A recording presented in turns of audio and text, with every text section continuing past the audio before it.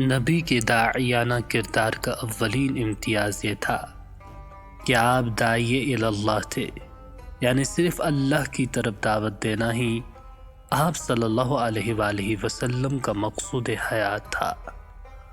خدا کے سوا کسی اور کی طرف بلانا کبھی کسی مرحلے میں بھی آپ کا مقصود نہیں رہا۔ زندگی بھر آپ خدا کے بندوں کو خدا کی بندگی کی طرف بلاتے رہے اور مخلص بندہ بن کر زندگی گزارنے کی تلقین کرتے رہے۔ خدا کا ارشاد ہے، یا ایہا النبی انا ارسلناک شاہدا ومبشرا ونذیرا وداعیا الی اللہ باذنہ۔ اے نبی، ہم نے آپ کو بھیجا ہے گواہ بنا کر، بشارت دینے والا اور ڈرانے والا بنا کر، اور اللہ کی اذن سے اللہ کی طرف دعوت دینے والا بنا کر۔ اس آیت میں نبی کا منصب ہی یہ بتایا گیا ہے کہ وہ صرف اللہ کی طرف دعوت دیتا ہے، اور اس منصب پر خدا کے اذن سے وہ مامور ہوتا ہے۔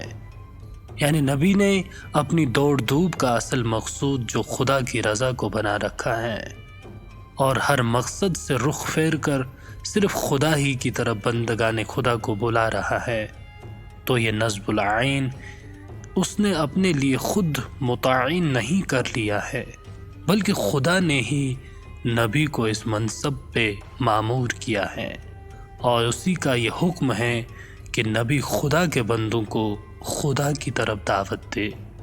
نبی کی زندگی کا مطالعہ کیجئے تو یقین بڑھتا جائے گا کہ خدا کے داعی کو صرف داعی الی اللہ ہی ہونا چاہیے۔ نبی زندگی بھر خدا کے بندوں کو خدا ہی کی طرف بلاتے رہے۔ وطن، قوم، نسل، زباں یا کوئی فرقہ و جماعت یا کوئی خاندان اور قبیلہ ہرگز نبی کا مقصود نہیں ہوتا۔ آپ صلی اللہ علیہ وآلہ وسلم نے ان میں سے کسی چیز کی طرف کبھی کسی کو نہیں بلایا۔ آپ کبھی کسی مرحلے میں بھی داعی الی القوم، داعی الی الوطن یا داعی الی الجماعہ وغیرہ نہیں رہے۔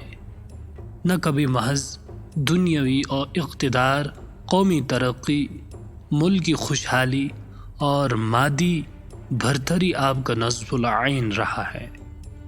بلا شبہ یہ چیزیں اگر دین کی خاطر ہوں تو نہ صرف یہ کہ قابل نفرت نہیں ہے بلکہ محمود ہے، اور مومن ان کے لیے بھی جد و جہد کرتا ہے۔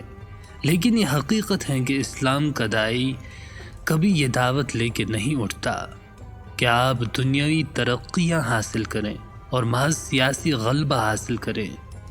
یہ چیزیں مومن کا نصب العین ہرگز نہیں ہو سکتی۔ قریش نے خدا کے داعی سے درخواست کی کہ آپ ایک خدا کی طرف دعوت دینے کی بات چھوڑ دیں، اور آپ چاہیں تو ہم آپ کو اپنی سرداری اور بادشاہت دے دیں۔ لیکن آپ صلی اللہ علیہ وآلہ وسلم نے فرمایا، مجھے بادشاہت اور سرداری نہیں چاہیے۔ اگر تم میرے ایک ہاتھ میں چاند اور دوسرے میں سورج بھی لا کر رکھ دو گے تو میں اس کام سے باز نہیں آ سکتا۔ آپ کے دل کی گہرائیوں میں یہ یقین پیوست تھا کہ خدا کے بندوں کا نصب العین اگر کوئی ہو سکتا ہے تو صرف یہ کہ وہ خدا سے بچھڑے ہوئے بندوں کو خدا کی طرف بلائیں، اس کا فرما بردار اور اطاعت گزار بنائیں، اور انہیں صرف خدا کی رضا کے لیے جینا اور مرنا سکھائیں۔ تمام خزانوں کا مالک، تمام بھلائیوں کا سرچشمہ اور اقتدار کا مرکز صرف خدا ہے، لہٰذا خدا کے بندے بن کر اور اس کی بندگی بجا لا کر ہی زندگی کی عظمت اور حقیقت و سکون، اطمینان وغیرہ سے بہرور ہو سکتے ہیں۔ آپ صلی اللہ علیہ وآلہ وسلم کی 23 سالہ پیغمبرانہ زندگی شاہد ہیں کہ یہی یقین آپ کی داعیانہ زندگی کا امتیازی جوہر تھا، اور یہی وہ بنیادی وصف تھا کہ خدا نے آپ کو تمام عالم کا ہادی اور رہنما بنایا۔ اور آج بھی دکھی انسانیت اگر سکھ پا سکتی ہیں تو صرف اسی کلمہ توحید کے آفاق گیر سائے میں زندگی سے فیضیاب ہونے اور دونوں جہاں میں فلاح و کامرانی سے ہمکنار ہونے کی راہ صرف یہ ہے کہ خدا کے بندے خدا پرستی کی بنیاد پر اپنی زندگی کی تعمیر کریں اور صرف اسی کی رضا کو اپنی زندگی کا نصب العین بنائیں۔ یہی ایک یقینی مرکز ہے جس پر پوری انسانیت کو متحد کیا جا سکتا ہے، اور اسی مرکز پر جمع ہو کر انسانیت سکون پا سکتی ہے۔ وطن، قوم، نسل، قبیلہ، زبان، کلچر، کسی بھی چیز کا یہ مقام نہیں کہ وہ مسلمان کا نصب العین بن سکے۔ ان چیزوں کا تو خیر سوال ہی کیا، نبی کی زندگی تو یہ سبق دیتی ہیں کہ ایمان لانے والوں کا نصب العین خود اسلامی جماعت بھی نہیں ہے۔ جماعت بھی اصل مقصد کو حاصل کرنے کا ایک لازمی ذریعہ ہے، بجائے خود کوئی مقصود ہرگز نہیں۔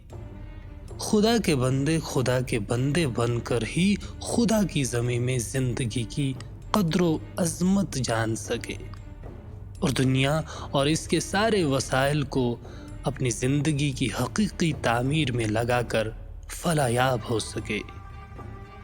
نبی کی زندگی اسی فکر و عمل کی زندہ جاوید مثال ہے۔ عرب کی سرزمین میں آپ کے اس اعلان کی گونج اب بھی ہر سال سنی جا سکتی ہے۔